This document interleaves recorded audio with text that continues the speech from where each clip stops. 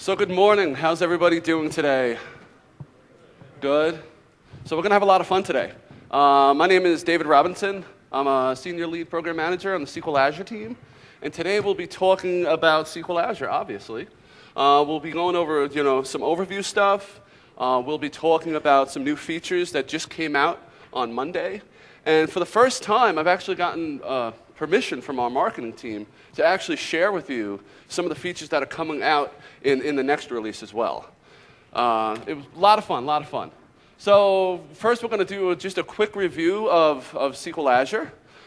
We'll talk about, just like we said, the new features that came in the May service release. Then we'll talk about what's coming in the next service release. We'll also touch upon the data sync service and the interesting things you could do with data sync and Windows Azure Traffic Manager, as well as look to see the different investments we're making in the platform this coming year to just kind of give you guys a glimpse into how we think about the platform and where we're spending our time and our resources. We're going to be doing a lot of demos. And as we do demos, it's important for myself and other people in the product team that are in the audience to really get a good feel for whether or not these are the right things to be working on. So we're going to do a little interaction between me and you during the demos. So after every demo, I'm going to try something new this time. After every demo, I'm going to say the word SQL, and I want everybody to say the word Azure, okay? And the louder you say Azure, that'll tell me whether or not this is a cool feature that you like, or whether or not it's something, not so good. So let's just try it out really quick, all right? SQL. Azure. SQL? Azure. Perfect. All right, excellent. So let's get started. So SQL Azure database. Who's used it? Who's familiar with it? Show of hands. Only a couple people have used it. Who's familiar with SQL Server? Much more people. Excellent. So SQL Azure database, to those of you that have not seen it yet, looks, feels, smells, tastes, and acts just like SQL Server. We expose to you a single logical database, but behind the scenes, we actually have multiple copies of these databases on what we call scale units. Now, a scale unit in our data centers is a fully redundant rack of machines, redundant power supplies, redundant networking equipment. So that way, if we lose an entire rack of machines, what happens is we automatically do a failover, and one of your backup replicas gets promoted to primary. And this happens automatically. We're located in 6 data centers throughout the globe, as you can see on the map. And today, it's actually based on the SQL Server 2008 engine.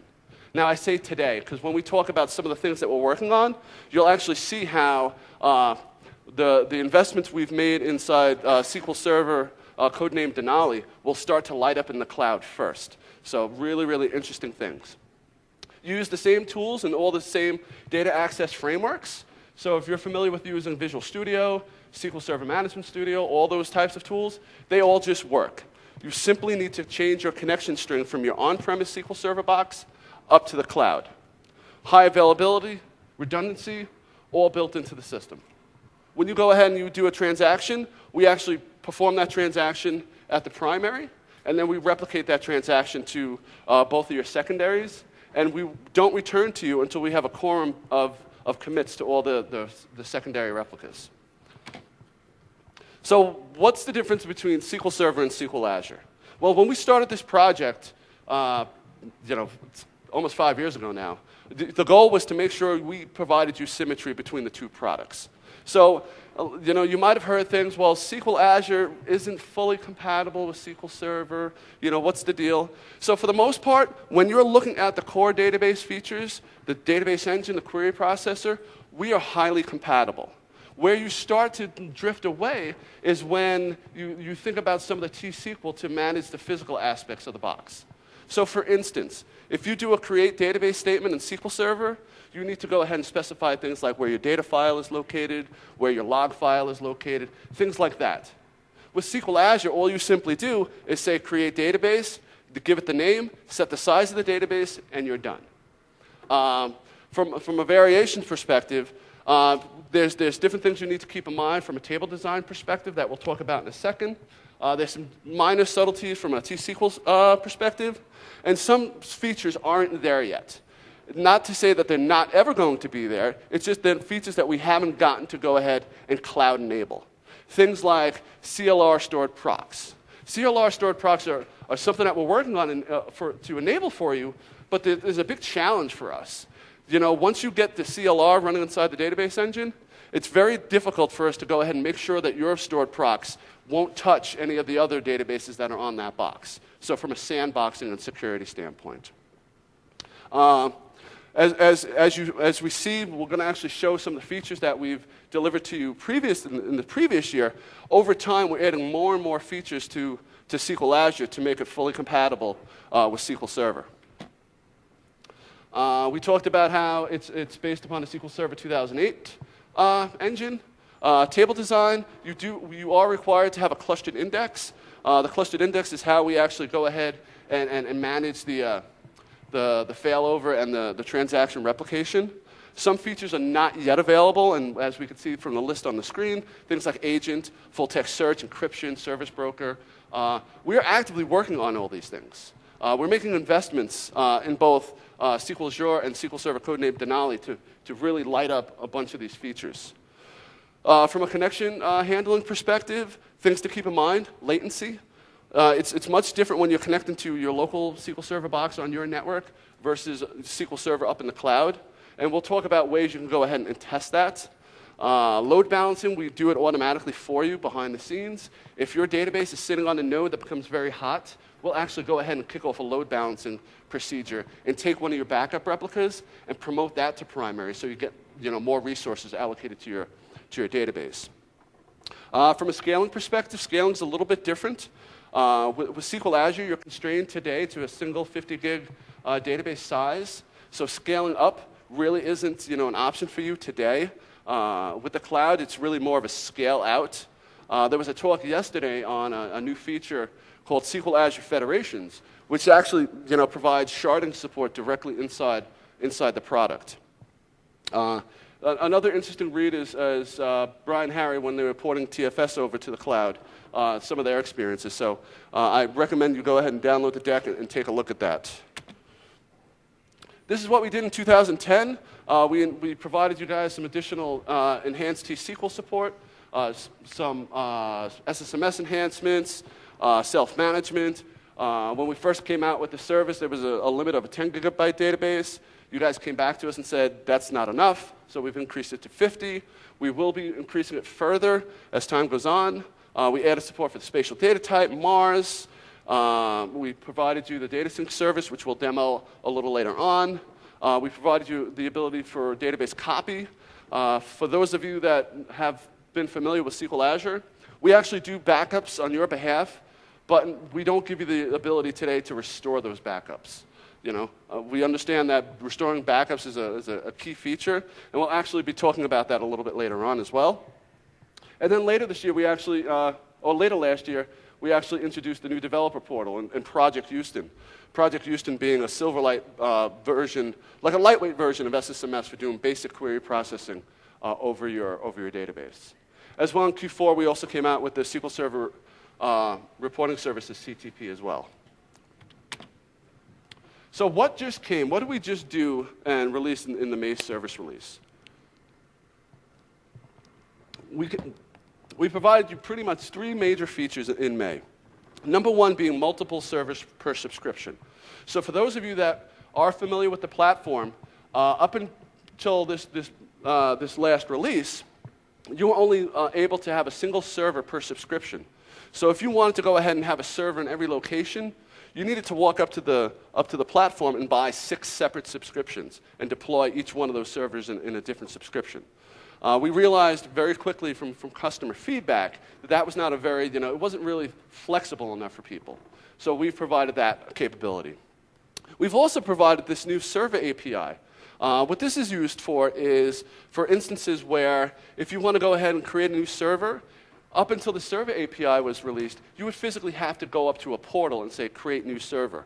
There was no programmatic way of doing that. So with this new API, you can actually go up to a REST head, and send us a XML payload and actually be able to go ahead and provision these servers automatically.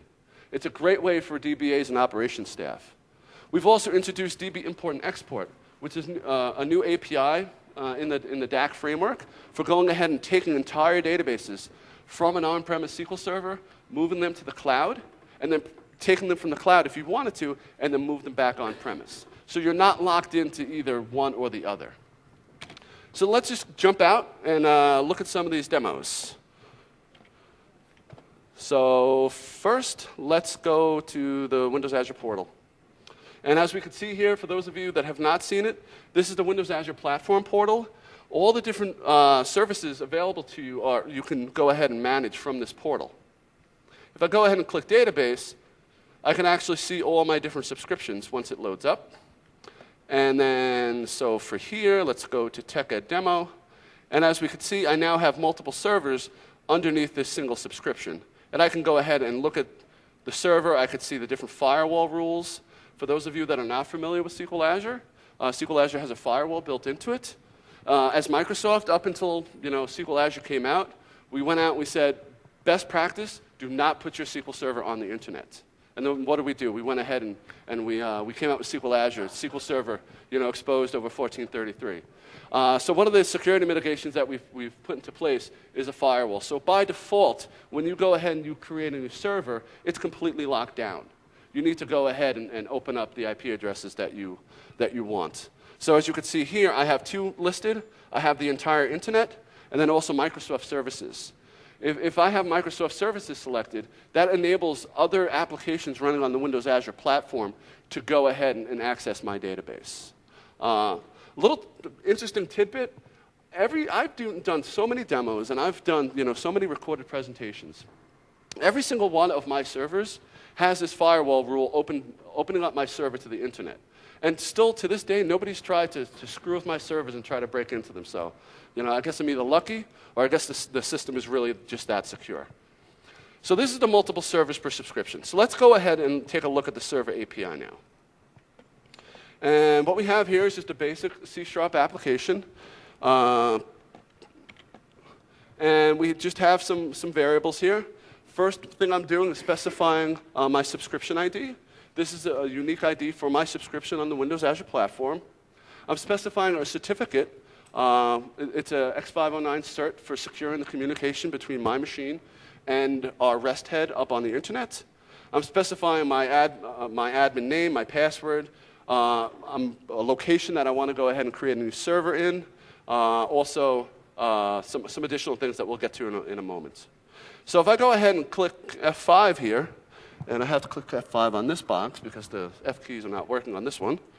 And so what it actually just did was via the REST API, it said, hey, here's my server. Go out there and bring back all the, here's my subscription.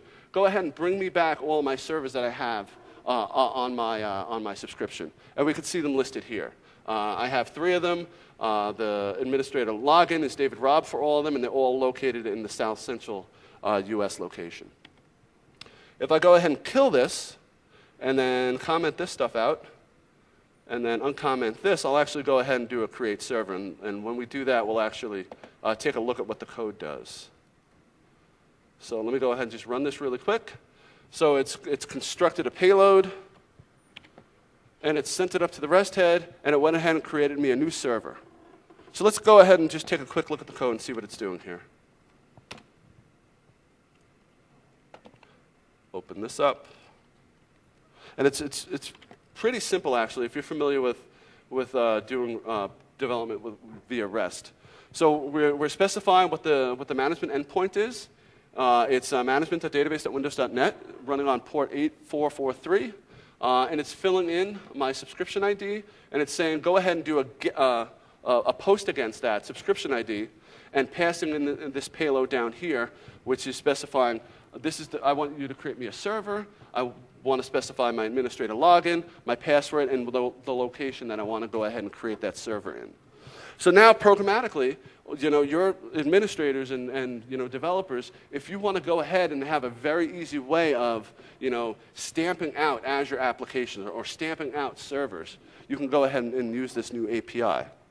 And just to round it out, if I close this out, we also have the same thing, but this one is to create a firewall rule. And as we can see here, same management endpoint. We're just constructing, a payload that's just a little bit differently.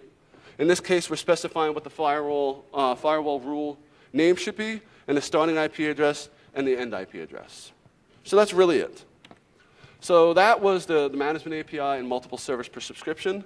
Now, one of the big challenges and pain points that customers have with using SQL Azure, and one of the biggest questions we get is, how do I go ahead and take my database from on-premise and move it to the cloud?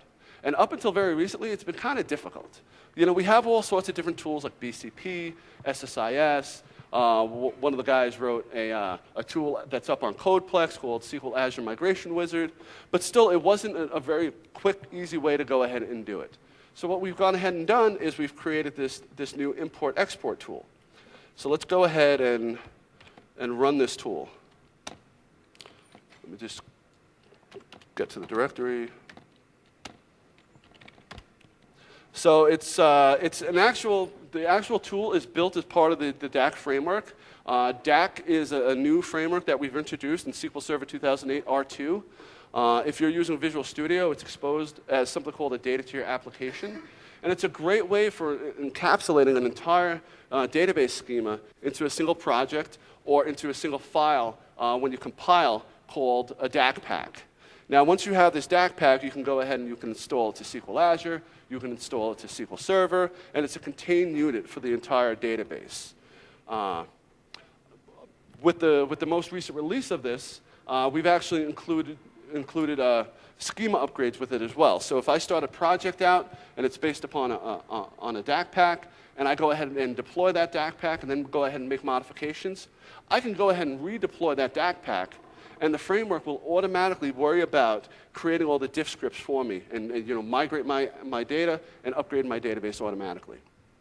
So we've taken this technology and we've extended it, and we've created a new artifact called a backpack. So a backpack is a DAC pack plus data. So backpack, put stuff in it, yada, yada, yada. So for me to go ahead and take a database and migrate, it's actually pretty simple.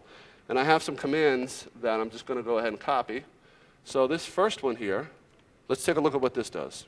Let's paste that in here. So we're saying DAC import export.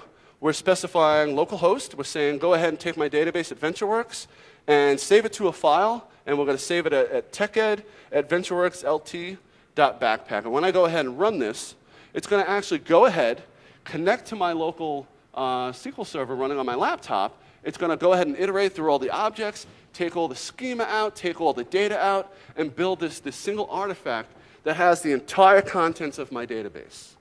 So now that I have this backpack, I could simply go ahead and import it. So if I go ahead and take this line. So the question was, is that just the schema or the data also? It's the entire database, so schema, data, all objects inside the database.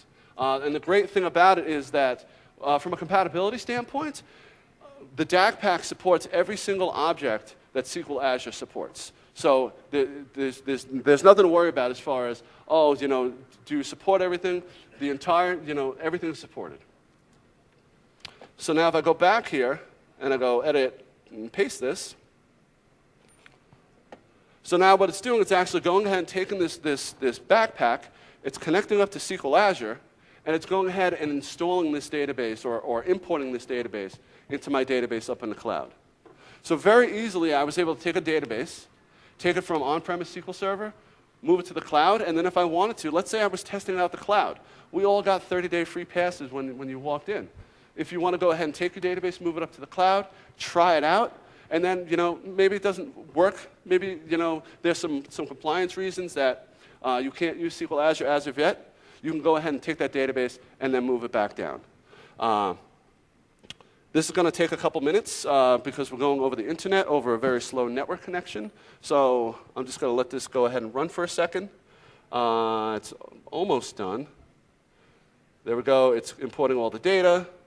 And so just in a matter of moments, like I said, I've taken the entire database and moved it up to the cloud. So what do you guys think? So let's try, if you guys remember, SQL? Azure. Ooh, SQL? Azure. So that's okay. I think you guys kind of like this stuff. Nothing too crazy. And so it's done. And we'll talk about when we talk about the investments, we'll actually talk about some improvements we're making to this to make this perform even better. So let's jump out and go back to the slides. Apple juice, sticky. So what's coming in the next service release?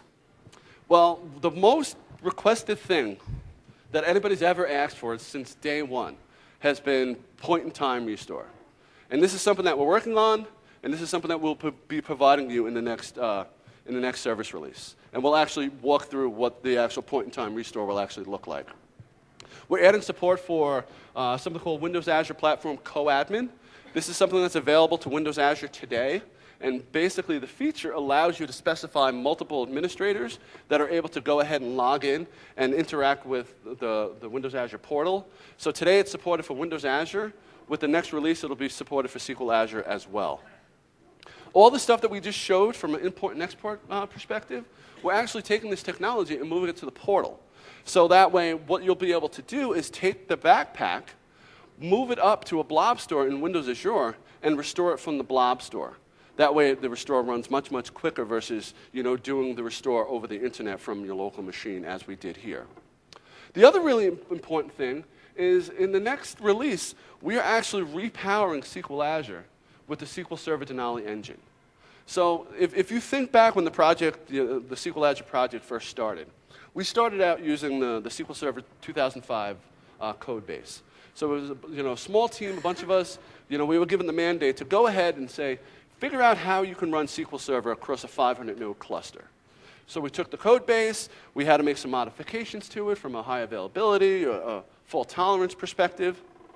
And as we got closer and closer to releasing the service, SQL Server 2008 was out. So we had to spend a lot of work to take all the changes that we made and go ahead and make them now on the 2008 code base. So that was fine for the initial release. But as we looked to see all the investments that the team was doing inside the Denali release and all the stuff that we were doing inside the SQL Azure release, it became really apparent to us that it was really time for us to take these two code branches and really merge them together. And we've been working on this for the previous year, taking these and getting them together. And the really incredible thing that now that those two code bases are together, we can do so many more phenomenal things. Instead of having everybody work in two separate code branches, we're working on a single branch, and all the investments that we're working on for Denali will light up in SQL Azure, and all the SQL Azure investments can also potentially light up in Denali as well. So that's not to promise you that when the next service release goes out, all the new Denali features are going to go ahead and light up in SQL Azure. That's not the case. For this initial release, it's just going to be the core engine and the query processor. Some of the new features that we are working on in Denali will eventually light up inside SQL Azure, but not in the next service release. Additionally, in the next service release, we'll be giving you guys sparse column support, and we're also localizing the portal and all the engine error messages for all of our friends that are not in English-speaking country. So let's actually look at what happens when you go ahead and use this point-in-time restore. I was actually prepared to show you a live demo of this, but unfortunately, for some reason, my smart card reader on my laptop is not working, and I can't connect to one of our test systems. So we'll just have to deal with some screenshots here. So the first thing that you will see is when you go ahead and fill out the nomination form for the CTP, you'll see a little box pop up on the bottom of the portal saying, hey, your subscription is now enabled for the database restore feature. Perfect. Next thing you would do is, potentially you would accidentally drop your database. Whoops, it's gone. What do I do now? Am I going to get fired? How badly screwed am I? But lo and behold, we have a new button that lights up in the portal, and it's specifically called Restore. So now let's see what happens when you click on that Restore button. You're provided a dialog. And so what this dialog gives you the ability to do is it shows you from a 2-week window what database backups existed for that database. So the next thing you would do is go ahead and say, okay, this is the database I want to go ahead and restore. This is the database name I want to go ahead and restore it to. And then you specify up to the specific point in time that you want to go ahead and restore that database. And when you go ahead and click OK, you'll notice that the database will be listed within the grid, and it'll have a state of restoring. Excuse me. Once the restore is completed, it'll be available and ready for you to go ahead and use. So that is point-in-time restore, the #1 requested feature that people have been asking for. So what do you guys think about that? SQL? All right. A little better, all right? We only got 1 or 2 more demos, so I really need you guys to amp it up a little bit, you know? Please. So data sync service. This is actually one of the most coolest features that we have on the platform, and that people just really gravitate to. They just love this feature. So what the data sync service enables you to do is synchronize SQL Server to SQL Azure or SQL Azure to SQL Azure databases. And it requires no code. If you want to go ahead and take your SQL Server database and synchronize it to the cloud, you simply need to install an agent on your local SQL Server box and go ahead and configure it to synchronize up to the cloud. Same thing for SQL Azure to SQL Azure. You simply go to the portal and you go ahead and you set up the synchronization relationship. We support full data synchronization, 2-way data sync, as well as 1-way. It's very useful if you have, let's say you have like a marketing website, you know, and you're about to launch a new promotion, and it's a high-intensity workload. You're expecting, 50,000 reads a second, you know. How would you go ahead and handle that on a single database instance? Well, a single database, that's a lot for a single database. But what we see people doing is they'll actually go ahead and use the data sync service and actually synchronize multiple copies of a single database and then use that for a scale out for read purposes. So it's a really, really great use of this. Data sync handles conflict resolution. It's able to go ahead and resolve all that stuff automatically for you. It also has robust logging monitoring and scale. So today in data sync, the one we'll show you in a couple minutes, is actually CTP2. When we go live, this is the UI we're actually working on. So it gives you the very graphical way of sitting there and understanding and mapping out your sync relationships from the different nodes in the system. It's a pretty cool UI that one of the PMs have designed. But that's cool. So this gives me the ability to go ahead and have multiple databases, keep them all in sync. But what else can we do? Well, for those of you that are familiar with the Windows Azure platform, Windows Azure has a new feature that we announced at Mix called Traffic Manager. So what Traffic Manager enables you to do is set up multiple copies or multiple instances of your application, and it has the ability to automatically route traffic based upon different characteristics. You can route based upon best performance. You can route based upon which application's running closest to your users, or you can just do a simple round robin. So when you take Traffic Manager and you combine it with the data sync service, it gives you some really interesting things. You can now have truly geo-available applications. And the magic about all this, the great part, is that it doesn't require you writing any code. You simply go ahead and configure these things inside the different portals. So actually, let's go ahead and take a look at what that stuff looks like. So first, let me switch over to this machine and show you the data synchronization part. So this is CTP2 of the SQL Azure Data Sync. And this is a demo I wrote for Mix, hence the name Mix Demo. It's pretty self-explanatory. So if I go ahead and click on Mix Demo and go ahead and edit, I can actually see what's going on here. So I have 2 different member databases, both called CasinoDB. Hence, Mix, Vegas, you got to do it. One of these databases is running in our South Central data center. The other one's running in Southeast Asia. So what's happening is I have it set to synchronize bidirectionally. I'm not going to add another database at this time. And for the CTP, the lowest we can go is every 5 minutes. And we have it enabled. So what this is doing is behind the scenes, it's going ahead and keeping these 2 databases in sync. So that's piece number 1. Can you explain the hub switch? Can I explain the hub part? Basically, the hub part basically means that it's a hub and spoke type architecture where it's pretty much it. But there is a talk on Thursday going deep on this technology being given by Mark Skirl, if you want to understand deep under the covers what exactly is happening. So now that I've set up the databases to go ahead and sync, let me switch back to this machine. And go back to the portal. So if I go now down to virtual network, actually before I do that, let me go to hosted services, and just to show you what I have up here. Give this a moment. If I go ahead and look at my, my hosted services here, I have two separate applications running. One's called Hot or Not North Central, and the other one's called Hot or Not Southeast Asia. So before you guys, start, thinking bad things, this demo is for hot casino tables. It's not anything else. Just keep your mind out of the gutter. It's just casino tables. And I can see that this one is running in North Central. I can see this one is running in Southeast Asia. Pretty cool. So it's two separate applications. They each have their own separate database. They're completely separate. If I go ahead and click on Virtual Network, notice I have a thing here called Traffic Manager. If I jump down to Policies, I can go ahead and jump in here. And if I go ahead and click Configure, let's take a look at what this is doing. So this is saying, for best performance, I want to go ahead and route to these two DNS names, Hot or Not centralus.cloudapp.net or eastasia.cloudapp.net. And I'm specifying what endpoint I want to go ahead and route to. So if I go cancel, and I see over here, hotornotcasino.ctp.trafficmanager.com.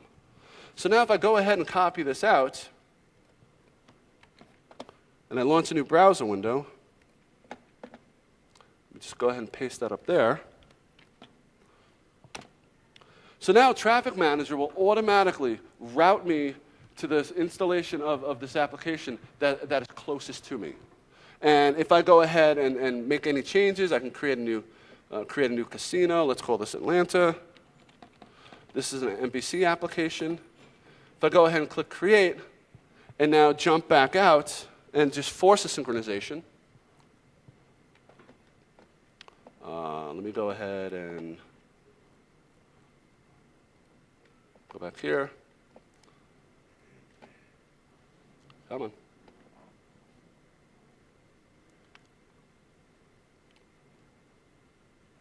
Let's go. Come on. It's thinking about it. Well, if I was to go ahead and force a synchronization, it wouldn't wait for the 5 minutes to go up. It would actually go ahead and just do the synchronization on demand. And then I would be able to come back over here and actually go ahead and see those changes resulting inside my other application. So pretty cool stuff. So what do you guys think about that? SQL? Not so much? Sorry. Let's go back to the slides then. So that's some pretty cool stuff. We have a lot of customers that are using this technology today to go ahead and really geo-distribute their applications. So who went to the Federations talk yesterday? Only a couple. So what are federations? SQL Azure, as part of the cloud is all about being able to scale out, bring in the resources of many to a single application. We could do these things today using different sharding patterns that are very common. But what we're trying to do with federations is to take these patterns and build them actually right into the service to provide you guys unlimited scalability and online elasticity for your applications. So it's the great part about this is when you go ahead and you have sharding that you typically write yourself, number one, it's difficult. It's not the easiest thing to go ahead and do. With federations, we actually support online repartitioning. So I could walk up to a database that has a federation enabled on it, and I could type in a command to split the database. When I split the database, online, under the covers, it'll actually take a single database and move it into 2 separate databases. I can then go ahead and keep splitting until I have the number of databases to meet my performance needs, or I can go ahead and merge them together.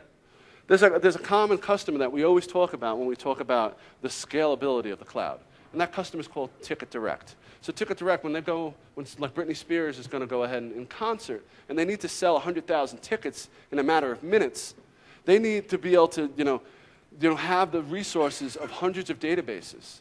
And they actually partition their workload based upon sections in a concert hall. So what they have actually done, they're not using federations. They've written their own auto-scaling technology based upon a very common charting pattern. But basically, right before the ticket sale, they go ahead and they spin up 400 or 500 separate databases. Because when you're going ahead and buying that many tickets, that's an incredible performance hit. To be able to do that very quickly. So by being able to scale out, and then after the ticket sale is done, to scale back, they're literally only paying for a single day of having all these databases around. They don't have to worry about going ahead and provisioning new hardware for this peak load that they're expecting. It's a very simple thing for them to do. It also provides simplified multi-tenancy. So we have a lot of customers that say, you know what? The smallest database that Microsoft offers today is a 1 gigabyte database. I only need 10 meg. What do I do? So federations actually, enables you to route, if you have a single federated database, to route to the specific customer's data without making really many changes to your application. It's pretty cool stuff.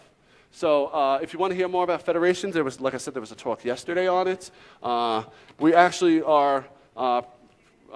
we have nominations open right now for the new technology preview program. If you're interested in trying out this technology, the program manager running it, his name is Jihan. There's a link to his blog in the site. Go ahead, follow the link to the survey, fill out the survey questions, and wait for your notification that you've been accepted into the program. So that was federations.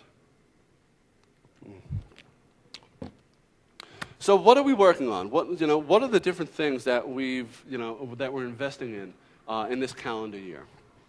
And it pretty much falls into 3 separate buckets: managed service, scale on demand, and faster innovation.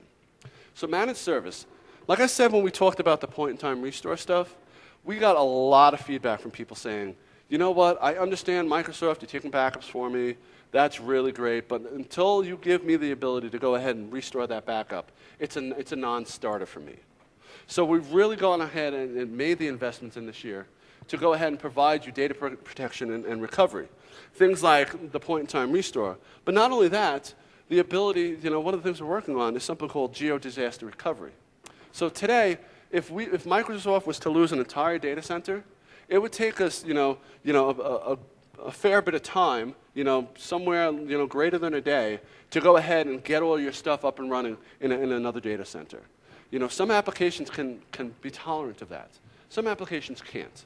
So we're working on this feature called geo-disaster recovery, which at any time we'll be able to fail over to an entire separate data center if we were to lose an entire data center. Now, I don't foresee the day coming that we lose an entire data center, but it's a good safeguard, for you guys to have inside your applications. We're working on new data movement capabilities. The ability, like we showed earlier, to take an entire database, move it to the cloud, and then take it from the cloud and move it back down. We're also working on addition migration support.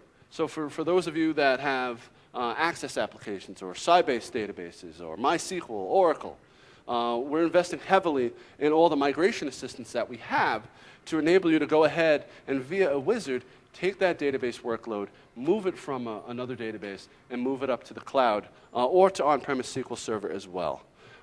In Mark's talk on Thursday, he'll actually be showing how you can take an Access database and actually migrate it up to the cloud, and it actually modifies the Access app itself, and actually so it points to the cloud as well. We got a lot of, as we talk to different groups of people, not so much developers, but when we talk to CIOs and CTOs, they are really concerned about the sprawl of Access applications and the lack of visibility that they have of these applications throughout their enterprise.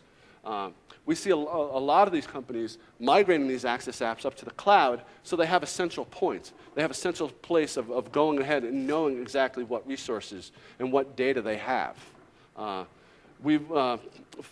Interesting story that I've actually, but before I joined the SQL Azure team, I was in the field as a solution architect in the healthcare space, and it was actually one of the healthcare companies. They asked us to run a scan of their network, and we ran a scan of the network, and we found tens of thousands of Access databases that they had no idea what was in them, no idea whether or not there was patient information in them. It was a real concern. So think about taking that stuff, move it up to the cloud so you do have better visibility over it. We're always constantly also working on the enhanced management experiences. We made a big investment in the Windows Azure portal, and more we're lighting up new experiences in that portal. We talked about the ability to go ahead and do an import and export directly from the portal. You'll start to see more and more SQL Server Management Studio type functionality lighting up in the portal as well. So that's from a managed service perspective. From a scalability and performance perspective, we talked briefly about federations, the ability to scale out as your workload requires. But we're also working on smaller database sizes. It's less of an engineering work item, more of a market and a pricing and how we go ahead and sell these things effort. But we're working on the ability to have tiny databases. We understand a lot of people gave us slack about 1 gig, 10 gig, 50 gig. 50 gig's not enough. But realistically, we have lots of customers that really only want a couple of megs. So we're working on that as well. One of the other things we're working on is something called performance predictability. So keep in mind that SQL Azure is a multi-tenant database. It's just like an airplane. When you buy a database, you're guaranteed a seat on an airplane. Now, sometimes when you fly, there might not be somebody sitting next to you. You can go ahead, you could stretch out, you can put the armrest up, you can put your feet up, you get a better flying experience. But if it's a tightly packed plane, the airline only guarantees you, your seat. But, for some applications, they don't want, just the guarantee of a single seat. They don't want the guarantee that, hey, you know what, today my database is performing great. I'm on a node that's less less utilized. So today my application is performing great.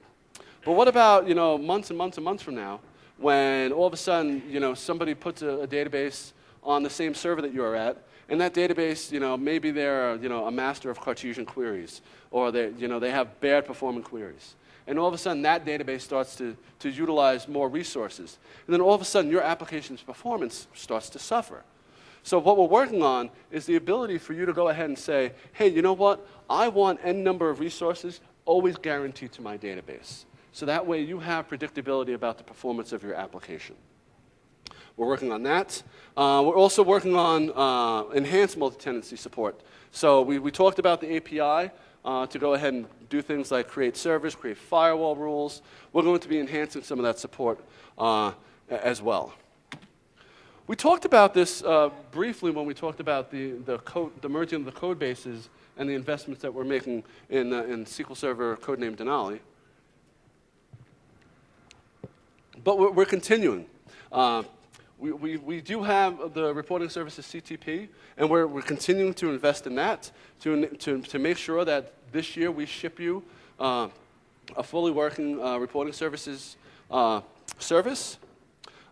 Also spanning apps with synchronization. So today we talked a little bit about the data sync service, but imagine being able to synchronize from a Windows phone or an iPhone.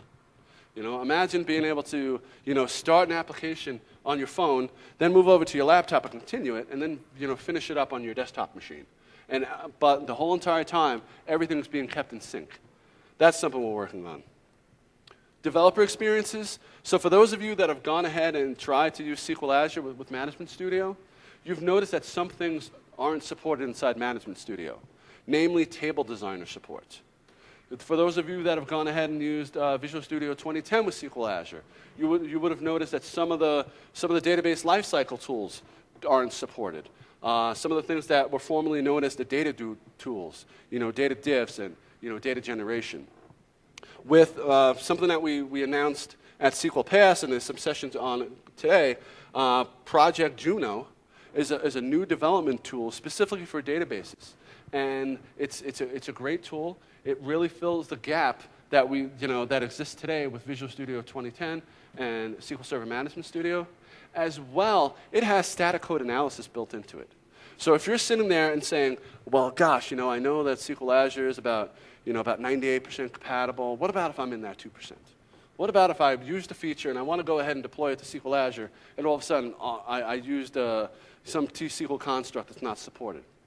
With Juno, you can actually go ahead and in the tool, as you're designing your database and your application, you could set your target to SQL Azure, hit F5, and it'll tell you whether or not it's compatible. Really, really great stuff. Visual Studio Light Switch, full support for Visual Studio. Full support for SQL Azure. Great tool for very easily creating forms over data applications. Excellent tool. I really suggest you guys check out Light Switch. We've just came out with a new JDBC driver that supports SQL Azure, as well as internationalization. We talked about how we're localizing the SQL Azure portal, as well as all the error messages that get returned to you. And finally, for those of you that aren't familiar, we have another product in the platform, something called Data Market. Data Market is a marketplace that enables you to get access to rich premium data sets. It also gives you the ability to go ahead and take data sets that you think might be valuable and go ahead and put them up there and actually begin to start to monetize those data sets. There's enhancements coming in this area as well, international rollout, as well as integration with things like Office, Dynamics, and SQL Server Codename Denali as well. So that's where we're investing.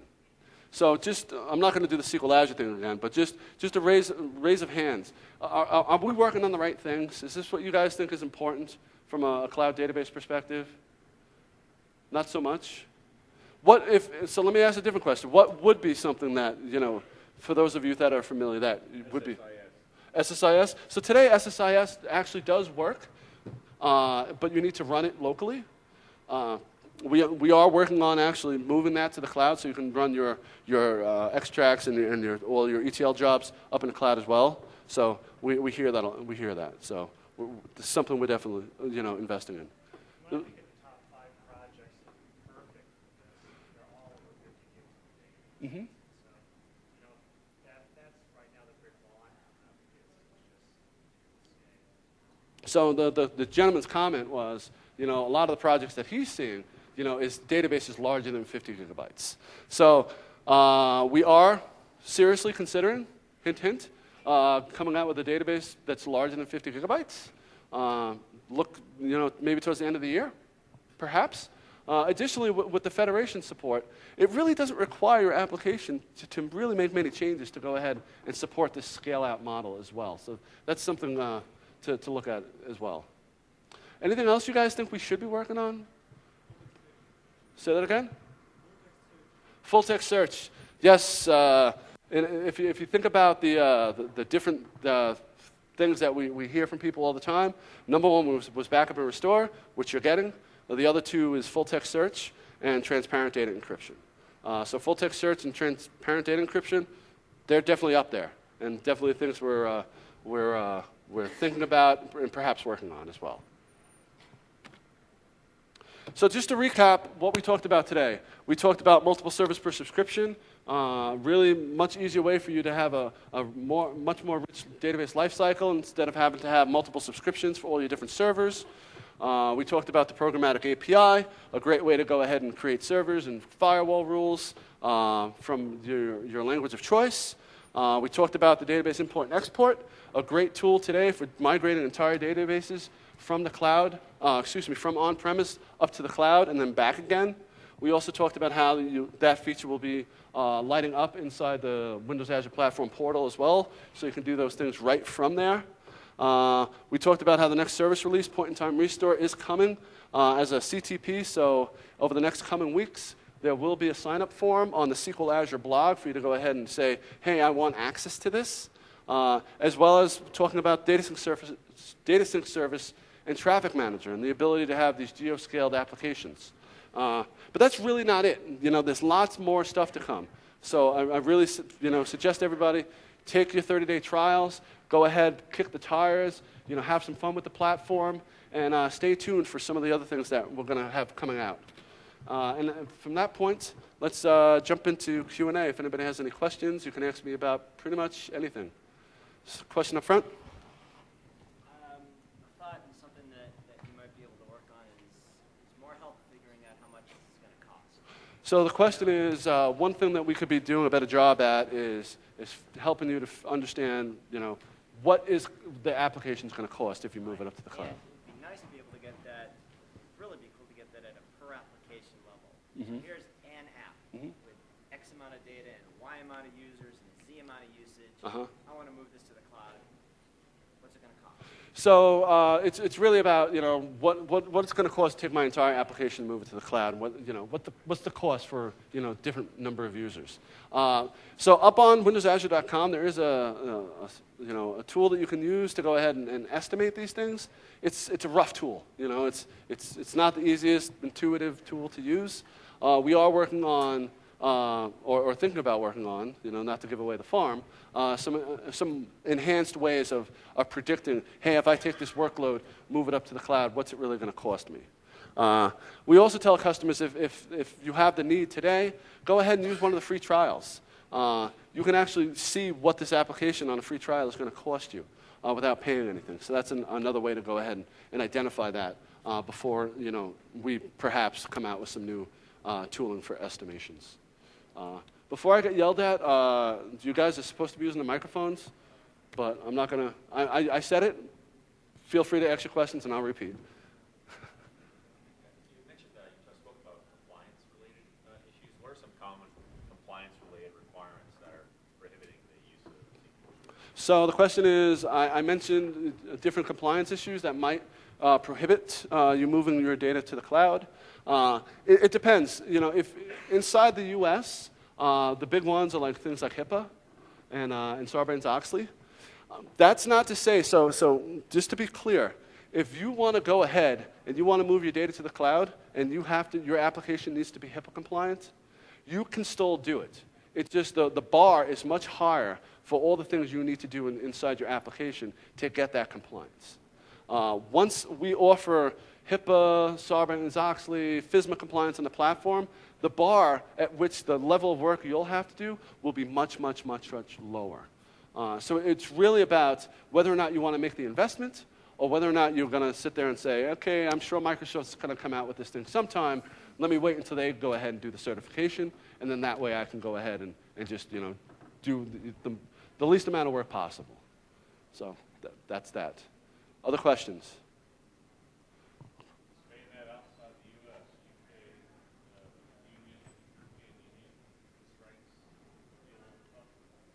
From a compliance standpoint? So the question was, isn't it going to be tougher outside the U.S.? I am not our compliance officer on the team. I'm not familiar with we specifically have a team that all they worry about is compliance. I know there's similar issues in the European Union as there are in the U.S. I don't have details as far as what those issues are from a compliance standpoint, but we're working on certifications not just within the U.S. but all throughout the globe. Any other questions? Back? Is Sync Service built on top of what? No, Sync Service is built on top of the data and the Sync framework, not on top of Forefront Identity Manager. Question over here? You mentioned that there would be some work involved if your data was to be HIPAA compliant. Mm-hmm. What kind of work would that really require? I'm not, like I said, I'm not up on all the different requirements from a compliance standpoint. There's things you need to do from a documentation standpoint about your application, from an access control, and logging perspective, I don't have all the details of what you need to do. I just know that it's possible. Provide any direction of where you find that information? If you ping me offline, I could probably put you in touch with the right people. Okay. Any other questions? Can you expand on latency issues, possible latency issues? So possible latency issues. So what's that all about? So one thing to keep in mind, like we talked about, having your database in the cloud, you could see anywhere between 50 milliseconds to go ahead and connect to that database to 200 milliseconds. So depending on your application, how much data you're sending back and forth over the pipe, or how chatty your application is, that could affect your application's performance. One thing that we tell people to go ahead and do, and for those of the people that left the room, they're not going to see this cool little trick. So thanks for sticking around. If you go into Management Studio and connect to a database, let's do this one.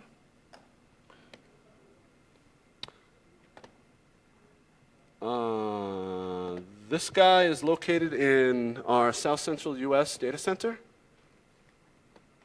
So check this out. If I go to Query, and I say Include Client Statistics, and I do a Select One, what Select One does is Select One basically pings the server. It doesn't invoke the query processor. It basically goes to our gateway machines and returns right back. So if I go ahead and execute that, and I look at my client statistics, and let's just zoom in there. So it took 43 milliseconds to go from the crappy network here to my server and then back.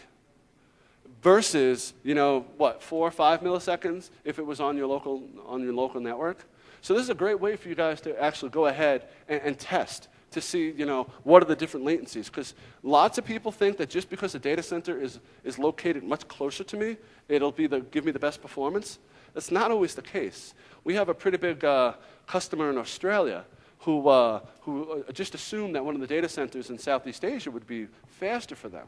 But lo and behold, there's a fiber line that runs from Australia to California, and then from California over to our North Central data center. So it's much quicker for them to use a data center located in the United States versus a data center that's actually closer to them and having to traverse over less performing internet connections around the country.